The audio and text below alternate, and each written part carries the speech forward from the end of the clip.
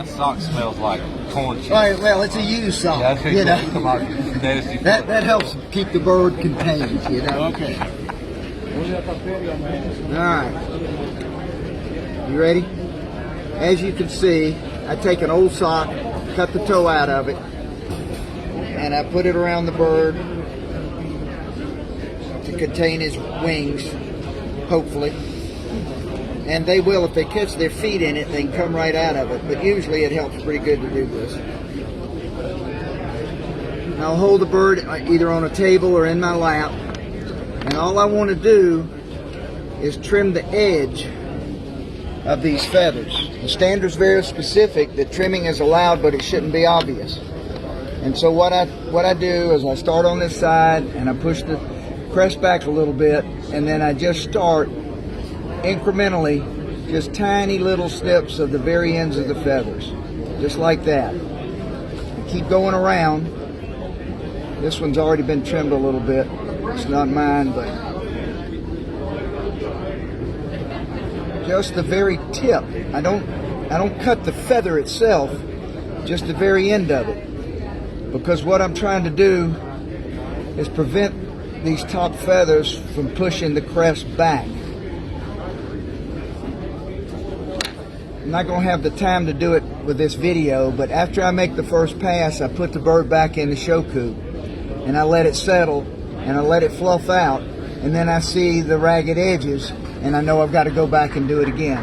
I'd say most of the time I have to make 3 passes, and I'll usually do it over 2 or 3 days. I'll mess with it, trim it one time a little bit, and then put it up, come back the next day and do the same thing all over again, and then maybe have to touch it up one more time like that. But the key to it, in my opinion, where it's acceptable, is again just to trim those little, just the rough edges of the feather, not to cut the whole feather out, with the exception of one thing. If you find, and we all have them, this bird unfortunately doesn't, but if you have one of those feathers that's kind of sticking out away from the crest, you can go up underneath it and cut it out like that altogether without leaving a cut mark. But it's got to be done way down low at the base of the skull. It's just a tiny little, just the edge of each. Sometimes you don't even get anything. It's just a matter of going back and forth, back and forth. I've seen birds in shows and I've judged them where somebody has taken scissors and just chopped around. And believe me, that'd be the easiest way to do it, but our standard does not allow for that. So, I can't emphasize enough how much patience it takes to do it. And that's why I hate to do it at a show. I want to get it done before the show. I check them a couple of days before I come to make sure there's not something else that I've missed. And it's just a gentle, tedious process of just tipping the outside edge of the feathers. I rarely do across the top. If I have a feather that's sticking up a little too much, again, the same thing, just a little bit of an edge. I don't want the judge to look at it and say, well, that bird's been trimmed. You know, it can't be obvious. It can be trimmed, but it can't be obvious. So that's basically the way I do it. And Hey, talk about your scissors. Oh, I like these scissors, the little manicure scissors, and I like them with the sharp points, because that way, when I was talking about that feather that comes out of the crest, I can lift up easier with this. And one thing I have to stress, practice on a couple of stock birds before you do this. I've got a hen in the NPA auction. I was in a hurry. I actually intended to show her, and she reminded me that I'm not much of a master breeder after all, because you shouldn't have trimmed the way I tried to trim her. You can't be in a hurry. It's got to be done slowly and easily. And that's pretty much it. Bill, can you explain maybe trimming where rosettes are a little bit closer to the eyes and they're kind of pressing, there's feathers maybe sticking out? Yeah. You'll get feathers like this that are forcing the rosette to not be completely round, and that's tough to deal with.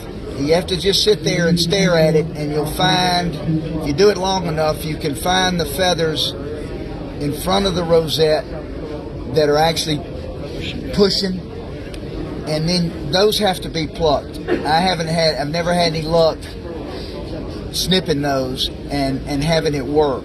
And I'll tell you, you cannot make a rosette. I don't care what anybody says, you can't make it.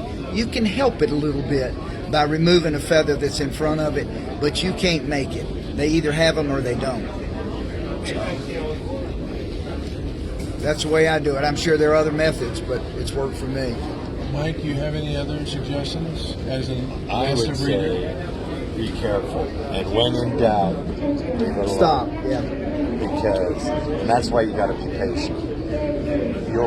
Before you go to a show, you'll pick up a bird 10 times and look at it. But when in doubt, don't mess with it, because you'll screw it up every time. So, like Bill said, you got to be really patient, and you got to be really careful, and practice on a stock bird. Because if you decide you're going to trim a bird for show and you start on your best show bird, you are going to mess it up. Yeah. You can guarantee that. If you want to lose because of trimming, start with with your show bird. All right. And the only thing I would like to add to Bill's point is you can't make a rosette. You also can't make a crest. No. If it's down too low and you try to trim it, it's just going to cap and then leave the bird at home. I never touch the top. So if it's not the top up of here. on top of its head, I never like mess this, with that. if it's down below, Always trimming around it's in not here. going to make a crest. It's just going to cap And right over. really, you should not do it on the outside. Right. You should go underneath Yeah. and thin it out. What you're trying to do is get these feathers to lay down and push the crest up. Yeah. And then and you they've like gotta be down and you a like little as smooth a line as you can around here. But you're better off going backwards underneath the crest and thinning it out on the bottom, because a judge that's paying attention will see that line, and he should mark the bird down. So you got to be really, really careful. You should and shouldn't. You should have. Yeah.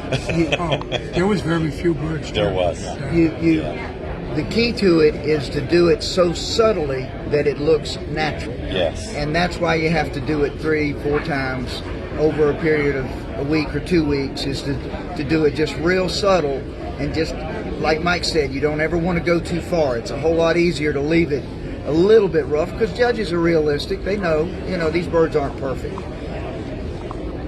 But you just have to do it real slow, take your time, and the key to it, like Mike said, is the feathers underneath, so the top feathers can lay on top.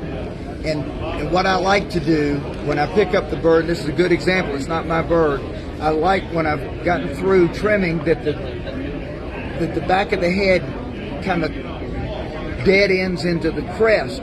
It doesn't take away from the roundness of the head, but that tells you that crest is sitting up where it's supposed to. The one thing that I cannot stand is to pick up a bird and the crest suck the back of its head. That, when it's sucked in, that's no good. The first priority is to breed the crest. Absolutely. Yeah. Because